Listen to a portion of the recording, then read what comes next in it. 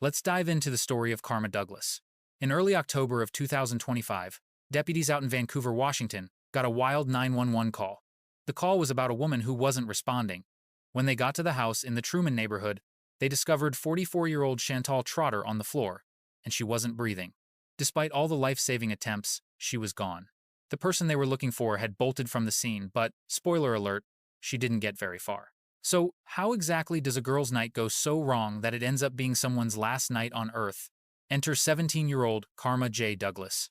She'd been hanging out at Trotter's house that night for what was supposed to be just a chill get-together. Trotter, who was a friend of the family, had hit up her son's girlfriend asking for some cleaning supplies. That girlfriend showed up with Douglas and another pal in tow, but then left Douglas there by herself while she went to grab the goods. During that little window of alone time with Trotter, a simple argument apparently blew up into a full-on brawl. That's when Douglas allegedly decided to get a grip on the situation, literally, by grabbing Trotter's throat. Witnesses there heard the whole blow-up, but what lit the fuse in the first place is still anybody's guess. Now, picture this.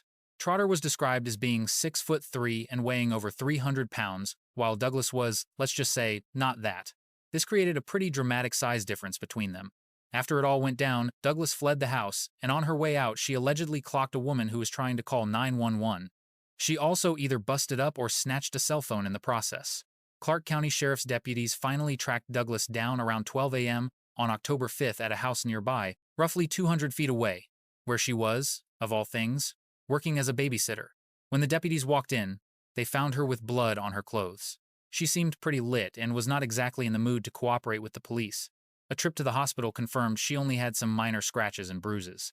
Douglas was then checked into the Clark County Juvenile Detention Center, looking at a potential second-degree murder charge. Her lawyer is already playing the self-defense card, claiming that the much larger Trotter came at the pint-sized Douglas first. The defense also started dropping hints that Trotter's house was a known spot for supplying youngsters with party favors, basically painting a picture of a chaotic environment that could have led to this mess. Douglas showed up in court on October 6, 2025, with her official arraignment set for October 10th. As of late 2025, this whole saga is still making its way through the Washington courts, with no final judgment in sight. Our next tale of questionable decisions takes us to Ohio, where a planned meetup in a park was about to take a deadly turn. Let's talk about Marissa Smith. September of 2022 brought a little get-together to Wildwood Park in Louisville, Ohio, that would wrap with one person dead and a teenager facing grown-up consequences. Apparently, a crew of teenagers had decided to meet at the park to hash out some drama that had been brewing between them. What was meant to clear the air ended up becoming an absolute tragedy. How does a teenage hangout devolve into a life-or-death courtroom drama? 17-year-old Marissa Grace Smith rolled up to the park as part of the group that was there to settle some scores. Also making an appearance was 22-year-old Michael Devin Morris Jr., who somehow got tangled up in all this teenage angst. During the showdown, Smith allegedly swiped a knife from the waistband of her 15-year-old co-defendant. Witnesses said they saw Smith storming toward Morris, just screaming. And from there, the situation went from bad to worse in a split second. She allegedly stabbed Morris straight in the chest, which turned out to be a fatal move. But here's where the stories get a little messy. Some testified that Smith lunged at Morris with the knife, making it sound like a straight-up attack. Others claimed Morris just kind of walked into the knife, which, paints a very different picture of the whole encounter. These conflicting stories would of course become the main event during the trial. After Morris was stabbed, Smith just left the scene, not bothering to offer any help to the guy she allegedly just wounded. Other people in the park tried to play doctor while they waited for the paramedics. An officer was flagged down right after it happened, which kicked off the official police response. But despite everyone's efforts to save him, Morris passed away at Cleveland Clinic Mercy Hospital. The investigation moved at lightning speed, and the justice system decided Smith would be tried as an adult, not as a kid. Given that someone wound up dead, the decision to charge her as an adult was pretty much a foregone conclusion. Her big show in Stark County Common Pleas Court went down in May of 2023, lasting a whole 4 days, where everyone got to hear the play-by-play of the park incident. They dissected the brilliant plan that led to the get-together and exactly what part everyone played when it all hit the fan. The prosecution's main gig was to prove Smith's actions were the definition of felony murder and felonious assault, while her defense team naturally was busy painting a picture of total chaos and asking, but did she really mean to do it? Well, the jury decided they weren't buying the chaos theory and found Smith guilty on both counts, felony murder and felonious assault. In plain English, this meant the jury was convinced Smith caused Morris's permanent exit while committing another serious crime, and that her little knife stunt qualified as a major league physical attack. So, On May 22, 2023, Judge Natalie Haupt brought down the gavel, sentencing Smith to life in the slammer. But she got a little glimmer of hope with the possibility of parole after 15 years. They also merged the 2 counts, which is a nice way of saying she didn't have to do separate time for each screw-up. That 15-year minimum before she can even ask for parole is basically Ohio law giving a little wink and a nod to the fact she was a minor when this all happened. During the sentencing, the judge made a special point of Smith's choice to just dip out and leave Morris, highlighting that as a huge red flag. I mean, taking off instead of calling for help is a pretty classic move that screams I know I messed up and shows a level of coldness. That definitely colored the court's opinion of her. The crazy part is, no one could figure out a real motive beyond the typical teenage drama that brought them all to the park. This wasn't some grand story of jealousy or revenge, it was just a textbook case of group dynamics and teenage squabbles spiraling completely out of control. As of 2025, Smith is still a resident of an Ohio prison, working on that life sentence. She'll get her first shot at parole sometime in the late 2030s. At that point, a parole board will have the fun job of deciding if she's fit for society or if she needs to stay put a while longer. But hey, while Smith's story was all about a group showdown, this next one is a family-sized tragedy, fueled by a whole lot of mental health drama. Enter Claire Miller. In the wee hours of February 22, 2021, the police in Manheim Township got a call. Over in Pennsylvania, they received a call that would drag them into one of the community's most heartbreaking messes. A teenage girl was on the line, saying her sister had been hurt. When officers walked into the house, they found something that would stick with them for a long time. It really makes you wonder, how does a family lose one daughter while the other is looking at life behind bars?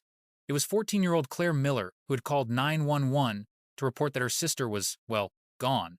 When the police arrived, they found 19-year-old Helen Miller in her bed. She had fatal injuries around her neck. What's worse, Helen had a disability that required a lot of care, and she was fast asleep when it all happened. Claire was just casually still at the scene when the police showed up, and, the officers couldn't help but notice she was wearing a significant amount of red. Claire gave law enforcement her version of the story, but the full, twisted picture wouldn't really come into focus until after a whole lot more digging and a professional evaluation. The case absolutely floored the Manheim Township community, a place so quiet that this kind of thing just doesn't happen. The Miller family was pretty well known around town, so the whole tragedy of one sister ending the other's life was just impossible for neighbors and friends to get their heads around. The fact that Helen was so vulnerable just made the whole thing that much more gut-wrenching. As investigators started peeling back the layers on Claire's background and her state of mind, some really unsettling stuff started popping up. Prosecutors would later describe Claire as being kind of obsessed with the idea of homicide, and a quick dive into her social media showed she was into some seriously dark content. She was a regular on platforms like TikTok, and her online life pretty much painted a picture of someone wrestling with some deeply disturbing thoughts. The defense, on the other hand, was ready to argue that Claire's actions weren't calculated evil, but the tragic outcome of some severe mental health breakdowns. So, it turns out, the mental health evaluations dropped a bombshell. Claire wasn't just having a bad day, she was reportedly seeing things and deep in a major mental health spiral when the incident went down. And get this, these hallucinations had apparently been an ongoing feature, but somehow, they'd slipped through the cracks of the treatment system. This, of course, led to the million-dollar legal question. Did Claire actually understand what she was doing and that it was wrong, a tiny detail that determines criminal liability? Her young age, paired with a documented history of mental health struggles, really threw a massive wrench into the legal machinery. So, the prosecutors found themselves in a real pickle, trying to get justice for Helen, while also acknowledging Claire was a kid with some serious psychological baggage. So, instead of a big courtroom showdown, Claire copped a plea of guilty but mentally ill in March of 2023. This is the legal system's way of saying, yep, you did it, but your brain was definitely not firing on all cylinders. Now, don't get that twisted with an insanity plea, which is basically arguing you were so far gone you couldn't be held responsible at all. Judge David Ashworth accepted the plea and handed Claire a sentence of 12.5 to 40 years in state prison. That huge range gives her a shot at parole after the minimum time is served, but it also leaves the door wide open for her to stay locked up for the full 40 if she's still considered a risk. For the Miller parents, the scorecard reads, one daughter lost for good, and now they face decades with their other daughter behind bars. This family tragedy wasn't a small explosion. It was a nuke that took out everyone connected to both sisters. Claire will be in her 20s the first time she's even eligible for parole, having spent her make-or-break formative years locked up. As of 2025, Claire is still a resident of a Pennsylvania facility. Alright, let's pack our bags and fly from Pennsylvania all the way to Nigeria, where a simple HR issue in a household spiraled into a full-blown murder plot. The name to know is Joy Afekaye. In Nigeria's academic world, university lecturers are highly respected folks who often hire help around the house. Dr. Funmilayo Adefolalu was one such lecturer at the Federal University of Technology, Minna, and she had hired a young housemaid to help with the daily grind. But in October of 2023, that working relationship would end in the most tragic way possible. So, what turns a workplace spat into a deadly conspiracy? 14-year-old Joy Afekaye had been on the payroll as a housemaid in Dr. Adefolalu's home. At first, it was business as usual, with Joy handling the typical household chores. However, some problems started to bubble up that would ultimately lead to her getting the boot. Dr. Adefolalu figured out that Joy had sticky fingers and had been stealing from the house, and she confronted her about it. As a result, the lecturer gave Joy her walking papers, a decision that turned out to be a fatal one. But instead of just taking the L and moving on, Joy decided to hold on to a massive grudge about getting fired. And rather than dealing with her anger like a normal person, Joy started cooking up a revenge scheme against her former employer. She even rounded up a crew to help her carry out an attack on Dr. Adefolalu. The level of planning suggested this was no heat-of-the-moment decision. She was determined to hurt the lecturer. In October 2023, Joy and her posse made their move, attacking Dr. Adefolalu in what would be a fatal assault. And this wasn't a simple attack. They used multiple methods, which just screams a sustained, deliberate intent to cause some serious damage. The assault was so vicious that Dr. Adefolalu didn't stand a chance. The incident, as you can imagine, sent shockwaves through the Federal University of Technology, Minna community, and the entire Nigerian academic world. A university lecturer being targeted by household staff, that's a breach of trust that hit a nerve way beyond this one case. It made everyone start asking some tough questions about the screening and oversight of domestic workers, especially when they're minors. Law enforcement dug into the case and quickly identified Joy as the mastermind who had orchestrated the whole thing. Her motive? Pure resentment over being fired for theft, a fact that was locked down by the investigation and her own statements. The accomplices who helped her out were also identified, though their court cases were handled separately. Joy was put on trial and convicted for the crime in the Nigerian courts. Despite her young age when she committed the offense, the court decided her actions called for a heavy-duty punishment. The fact that she premeditated the whole thing and recruited accomplices sealed her fate, and the fact that she planned the whole thing pretty much torpedoed any chance of getting a lighter sentence. The court threw the book at Joy, handing her life in prison plus an extra 10 years just for good measure. Now, that hefty sentence wasn't just a random number. It was a clear signal of how Nigerian law handles these kinds of major league offenses and the court's way of saying this crime earned the grand prize in punishment, no matter how young the defendant was. But of course, there was a loose thread dangling in this whole messy story. Fast forward to mid-2025, and guess what? Joy's little helpers in the attack were still MIA. Vanished. Poof. They're still out there, enjoying the free world, which means the whole justice for Dr. Adefolalu thing is still a work in progress. The cops are supposedly on the hunt for these folks, but for now, they might as well be ghosts. So, as of 2025, Joy is settling in for the long haul at a Nigerian correctional facility. Now, let's hop across the pond from Nigeria to Louisiana, where some good old family drama was about to cook up another tragic mess. We're talking about German Lewis in Baton Rouge, Louisiana. Look, every family with a teenager knows the drill. Fighting over rules, curfews, the desperate plea for a little freedom. But in October of 2022, the usual parent-teenager static in one particular house was about to go from 0 to 100, ending in a way you just don't see coming. You gotta wonder, can a family squabble really spiral this far out of control? Well, buckle up, because 16-year-old German Lewis was having some serious clashes with her mom, Marissa Stone. Now, the juicy details of what they were fighting about are still under wraps, but whatever it was big enough to turn their mother-daughter relationship into a ticking time bomb, and instead of things cooling down, they just kept getting hotter. Forget about talking to a therapist, or, any logical adult. Lewis decided the best course of action was to start scheming with another teenager to take out her own mother. Bringing a friend into the mix really suggests that Lewis vented to someone who, instead of saying, hey, maybe let's not do that, decided to jump right on board with the homicidal plan. So, in October of 2022, the plan went live, and Marissa Stone was shot inside her own house. The one place that's supposed to be your sanctuary, the family home. And the fact that a gun was involved? Yeah, that screams this wasn't a spur-of-the-moment thing, since somebody had to get their hands on it and bring it to the party. The Baton Rouge PD didn't take long to connect the dots, and all the evidence started pointing straight at Lewis and her partner in crime for what happened to Stone. I mean, the sheer amount of planning that went into this, plus actually going through with it, showed a level of dedication to the cause that you just don't see in your average teenage tantrum. Naturally, Lewis found herself slapped with some very serious charges connected to her mother's death. The DA had a mountain of evidence showing this was all planned out, which pretty much killed any chance of playing the oops, it was an accident card, or claiming it happened in the heat of the moment. Her little buddy was also looking at charges for their part in the scheme. But instead of rolling the dice with the jury, Lewis decided to plead guilty in April of 2025. Smart move, in a way. It saved everyone the hassle of a trial and meant Stone's family wouldn't have to sit through the gruesome play-by-play in a courtroom. It also probably helped her get a slightly better deal when it came to sentencing. The judge gave Lewis life in prison, but with a little asterisk, the possibility of parole after 25 years. That means she has to do a solid quarter-century behind bars before they'll even think about letting her out. She'll be in her 40s by the time that day comes, having traded her entire youth for a prison cell. As of 2025, Lewis is doing her time at a women's correctional facility in Louisiana. Hey, if you've stuck with me this long and you're clearly into these twisted deep dives, so do me a favor and smash that subscribe button and don't forget to ring the bell. Alright, from family feuds in Louisiana, let's head down to the Sunshine State, Florida, where a classic case of teenage jealousy was about to turn into a full-on group project. Meet Christy Parisian and Jazlyn Smith. Back in October of 2021, the high school scene in Florida was business as usual.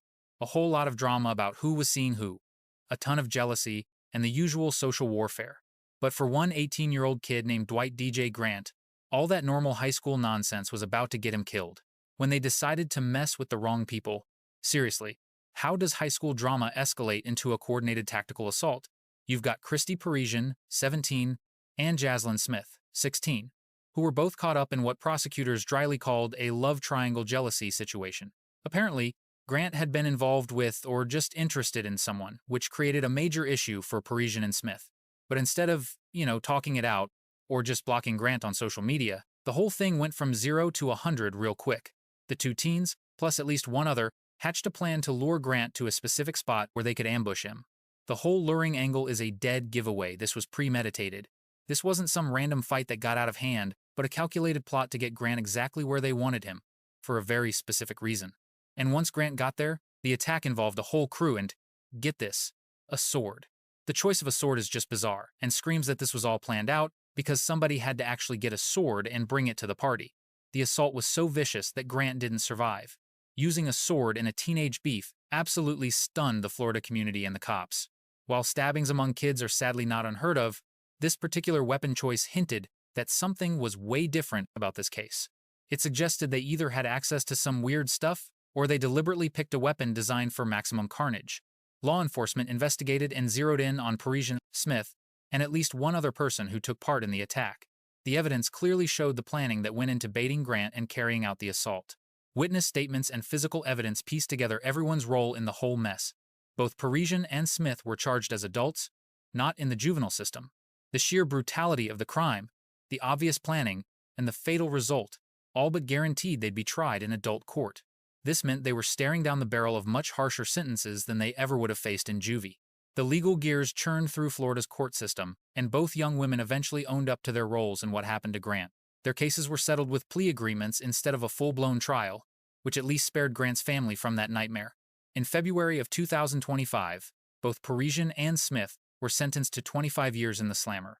The identical sentences pretty much say the court saw them as equally to blame, regardless of who did what during the actual incident. 25 years means both of these women will be in their 40s before they get out.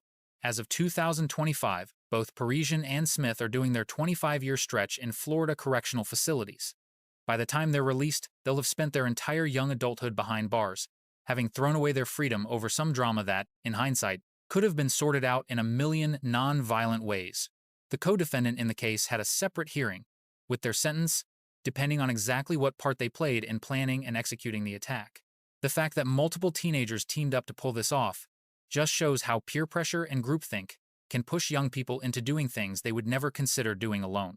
From a coordinated ambush in Florida, our next case takes us across the Atlantic to London, where a random act of violence would send shockwaves through the entire United Kingdom.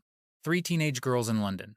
In February of 2025, a 75-year-old man named Freddie Rivero was just walking by himself on a street in Islington, London.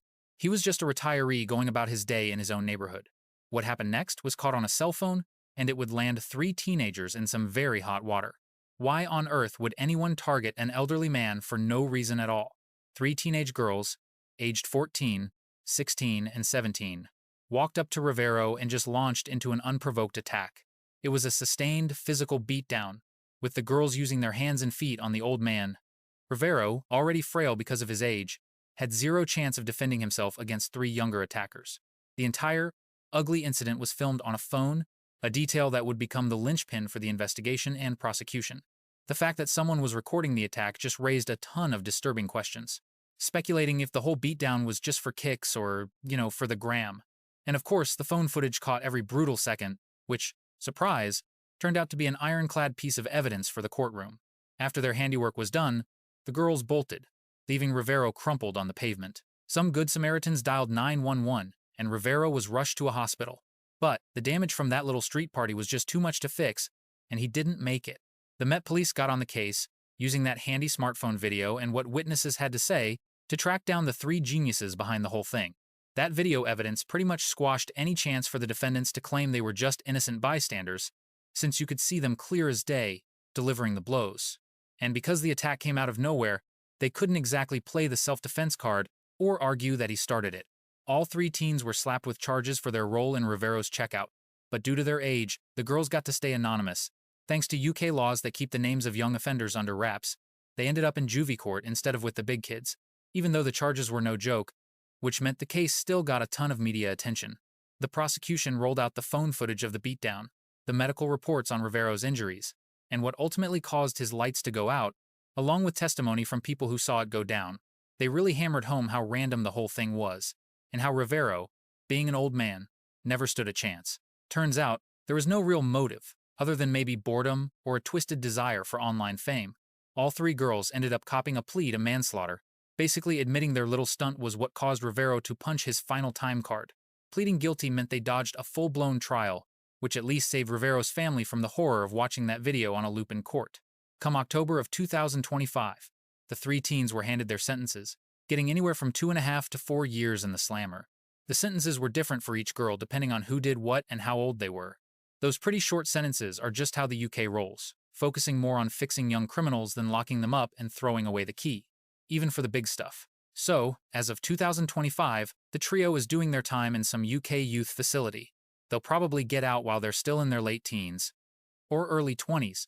After serving just a sliver of the time a lot of people thought they deserved for ending a man's life in a random London street ambush.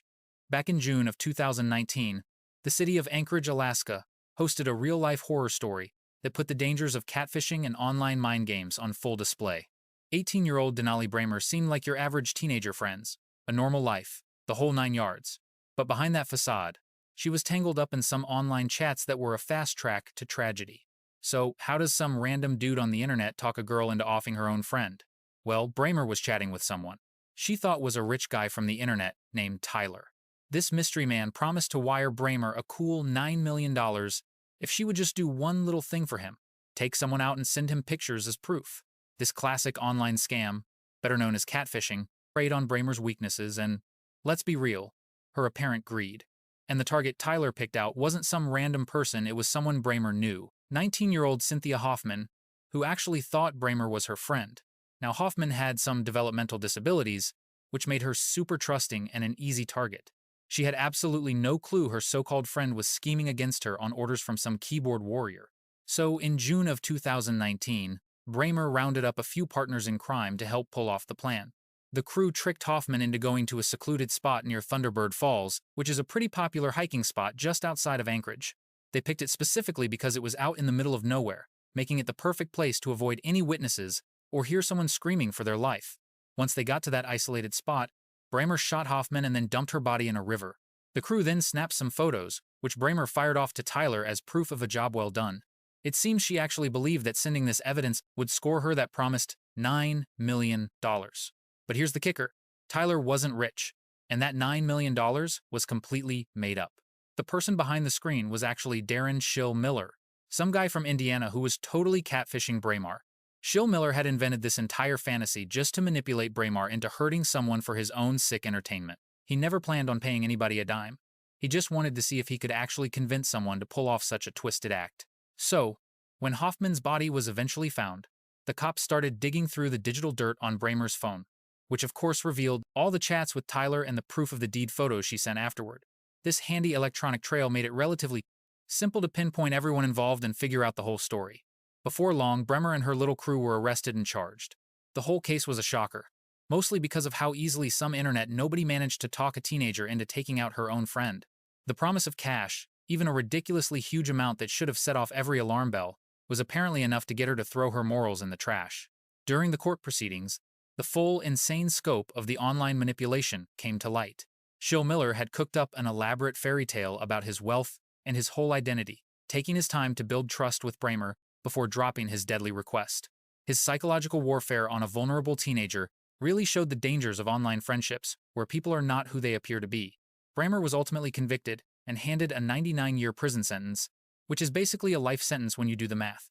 The heavy sentence was because the act was so clearly premeditated, a total betrayal of a friendship, and because Hoffman was so vulnerable. While the court acknowledged Brehmer had been manipulated, they found she still consciously chose to plan and go through with the attack. The accomplices who helped set Hoffman up and took part in the whole thing had to face the music in separate trials. Their sentences were all over the place, depending on exactly what part they played. Some of them were still underage at the time, so they got lighter sentences than Brehmer. And Shill Miller, the catfish who masterminded the whole thing from Indiana, was also prosecuted and got a 99-year sentence, even though he was never even in Alaska. His manipulation and his instructions made him just as responsible for what happened to Hoffman. His case was a huge red flag showing how online chats can let people cause serious damage from 1,000 miles away. Initially, the reports said Brehmer showed zero remorse for what she did, which definitely didn't help her when it came to sentencing. The complete lack of empathy for someone she claimed was a friend was what really disturbed the investigators in the court. Hoffman's family couldn't make sense of how someone Cynthia trusted could betray her that badly. The fact that Cynthia's own vulnerability, because of her disabilities, was used against her just made the whole thing even more gut-wrenching. She had been a trusting and kind person, and those were the exact qualities that were twisted and used against her. As of 2025, Brehmer is still behind bars in Alaska, where she'll likely spend the rest of her life. One of her accomplices actually has a hearing scheduled for 2025 about their case, though the details on that are being kept quiet. So, from the online manipulation in Alaska, our story now jumps across the pond to the United Kingdom for a tragic case that involves a situation many people find incredibly difficult to even talk about. Enter Paris Mayo. In March of 2019, emergency services in Herefordshire, England, got a call about a newborn in distress. What they walked into would kick off one of the UK's most tragic cases ever involving a teenage mother. 15-year-old Paris Mayo had given birth all by herself, in secret, and then made a choice that would blow up her life forever. You have to wonder, how does a kid end up in a spot that desperate? Turns out, Mayo had hidden her pregnancy from her family the entire time.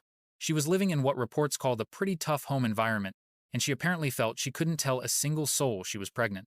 The combination of being so young, so scared, and so alone created a perfect storm for disaster, where she went through pregnancy without any medical care or support. When she went into labor in March 2019, Maya was alone and gave birth to a baby boy. She would later name Stanley after the birth rather than seeking help or telling her family.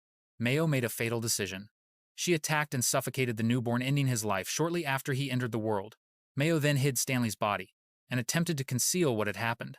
The secret couldn't be kept forever, though, and eventually the situation came to light. When authorities investigated, they found evidence of what had occurred during and after the birth. The case raised profound questions about how a teenage girl could reach such a point of desperation. Psychologists and social workers who evaluated Mayo found evidence of immaturity and denial playing significant roles. She apparently hadn't fully processed the reality of being pregnant and didn't have the emotional or cognitive tools to handle the situation appropriately. Her home environment was described as having elements that contributed to her inability to seek help. Whether this was due to fear of punishment, shame, or other factors, Mayo felt that concealing the pregnancy was preferable to telling anyone. This isolation meant she had no guidance, no prenatal care, and no support. When labor began, the prosecution in Mayo's case had to balance the seriousness of infanticide with the circumstances of a frightened teenager making a terrible decision. The defense emphasized her age, her isolation, and the psychological factors that contributed to her actions. They argued she should be viewed through the lens of youth justice rather than as a hardened criminal. Mayo was tried and convicted of the offense in June 2023. The court sentenced her to a minimum of 12 years in detention. The sentence reflected both the gravity of taking a life and recognition that Maya was a young person in extreme circumstances, As of 2025, Maya remains incarcerated in a UK facility serving her minimum 12-year sentence. She will be in her late 22nd. Before she becomes eligible for release consideration by then, she will have spent her entire late teens and early 22nd in detention, separated from normal developmental experiences from the UK. The next case takes us to Ohio, where manipulation within a foster family would lead to a calculated act. Sabrina Zunich foster care is meant to provide safety and stability for young people who can't remain with their biological families. But in Ohio, one foster placement would become the site of a tragedy driven by manipulation and an inappropriate relationship between a foster father and foster daughter. How does a system meant to protect young people fail? So catastrophically, 17-year-old Sabrina Zunich had been placed in foster care with Kevin and Lisa Neufall. The placement appeared stable initially, but behind closed doors an inappropriate relationship was developing between Kevin and Sabrina. The relationship was inherently predatory, as Kevin held a position of authority as her foster parent. Sabrina's background before the foster placement had included difficult experiences with her biological parents. She had faced mistreatment in her birth family, which led to her entering the foster system. The trauma from those experiences made her vulnerable to manipulation by someone in a position of trust, like a foster parent.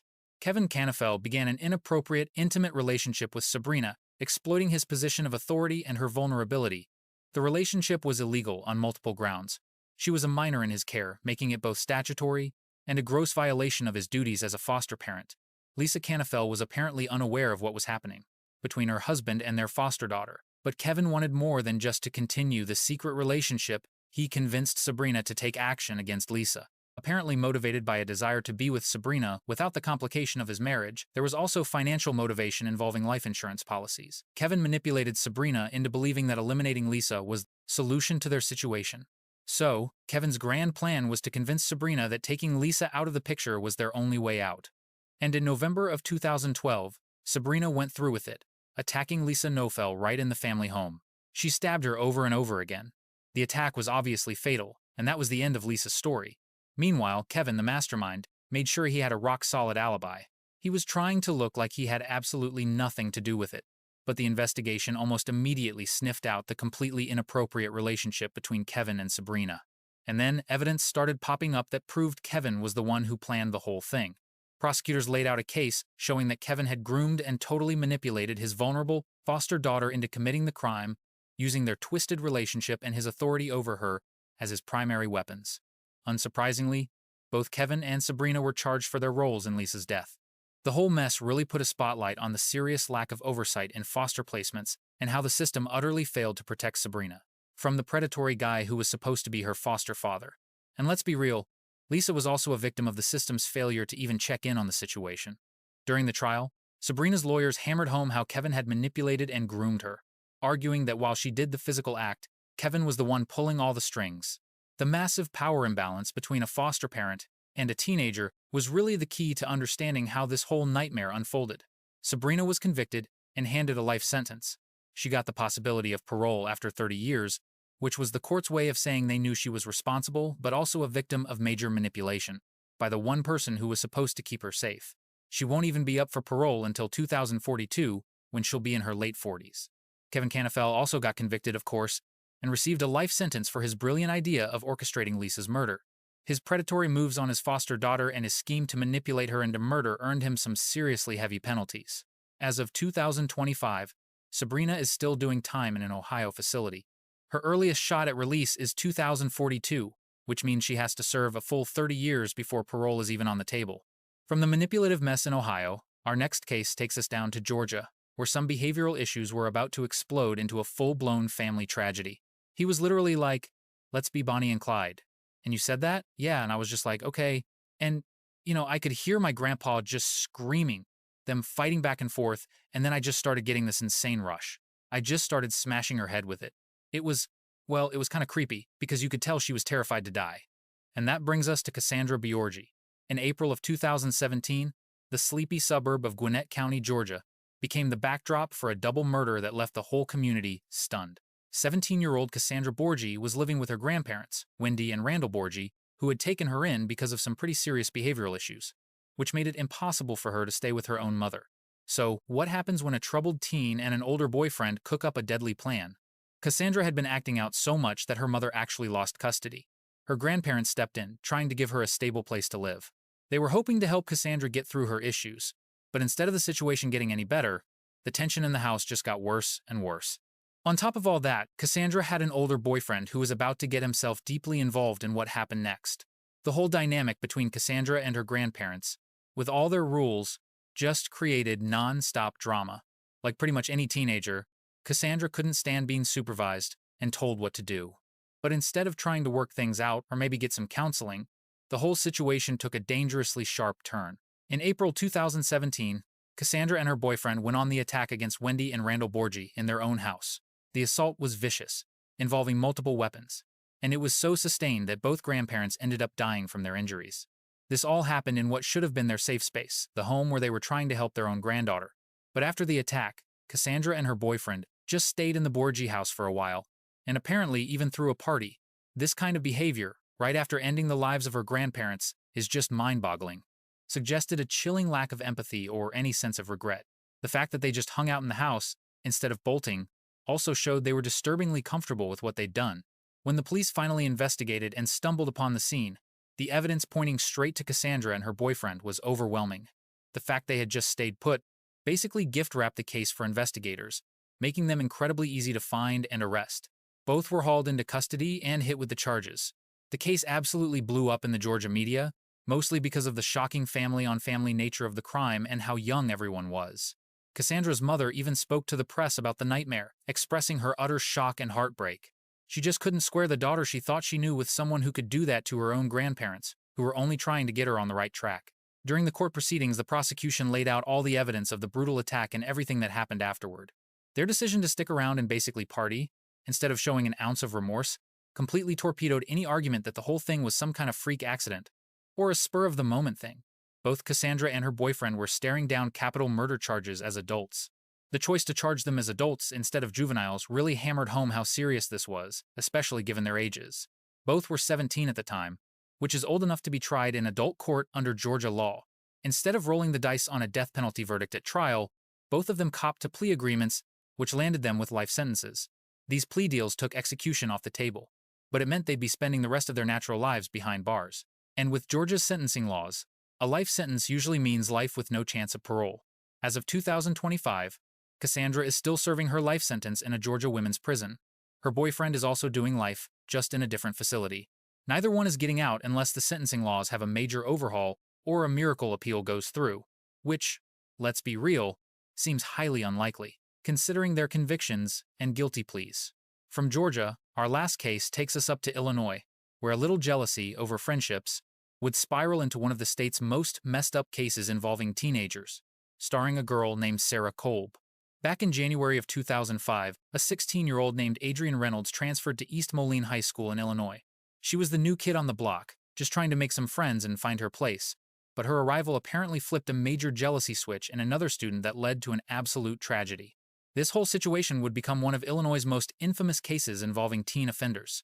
So, how does high school social drama lead to meticulously planning someone's demise? Sarah Kolb was another student at the school who, it seems, felt her social status was threatened by Adrienne's arrival and the new friends she was making. The exact reason for all this jealousy is a little murky. Some reports hint it was about social circles, while others suggest a boy might have been involved. What is painfully clear is that Kolb developed a seriously intense, negative obsession with Adrienne. But instead of dealing with these feelings, like a normal teenager by ignoring Adrienne or just working through it, Kolb started cooking up a plan that was way more twisted. She even managed to recruit another student as her accomplice, and the two of them began plotting against Adrienne. The planning alone showed this wasn't just a flash of anger, but a cold, calculated move. On January 21, 2005, Adrienne left school with Kolb and her partner in crime, having no idea she was in any danger. The three teens drove to a spot away from the school, and once they were there, Kolb attacked Adrienne, strangling her to death. The assault was fatal, ending the life of a 16-year-old girl who was just trying to feel like she belonged at her new school. But what happened after Adrienne was gone was on another level of disturbing. Kolb and her accomplice then dismembered Adrienne's body, trying to get rid of the remains in a way that would make it almost impossible to identify her, and buy themselves more time. The act of dismemberment revealed a kind of methodical, emotional void that left even seasoned investigators reeling and the entire community in shock. When Adrienne was officially reported missing, the police launched an investigation into her disappearance. The investigation eventually led to the grim discovery that Adrian had been harmed, with all evidence pointing squarely at Kolb. Her remains were found in multiple locations, confirming the family's absolute worst fears.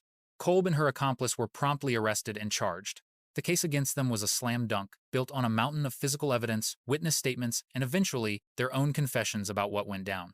The sheer amount of planning that went into the attack, not to mention their actions afterward, made it perfectly clear this was not something that could be brushed off as an accident or a momentary lapse in judgment. Kolb went to trial and was convicted of the offense in 2006. She was hit with a 53-year prison sentence, a hefty term that reflected the cold-blooded nature of the attack and the victim's young age. It also accounted for the disturbing things they did after Adrian's death. Under Illinois law at the time, the sentence was a perfect fit for the charges and circumstances. The accomplice who helped Kolb also faced the music with a conviction and a separate sentence for their part in the crime. The case was a chilling lesson in how one person's jealousy and violent impulses could rope others into committing horrible acts. Adrian's family was, of course, completely shattered by the loss of their daughter. She had just been trying to deal with the normal challenges of being a teenager at a new school, and that typical high school experience was stolen from her by a toxic mix of jealousy and calculation. The family has had to carry not just the loss, but the awful knowledge of how Adrian's life was taken. Over the years, Kolb has repeatedly tried to get her sentence reduced or changed.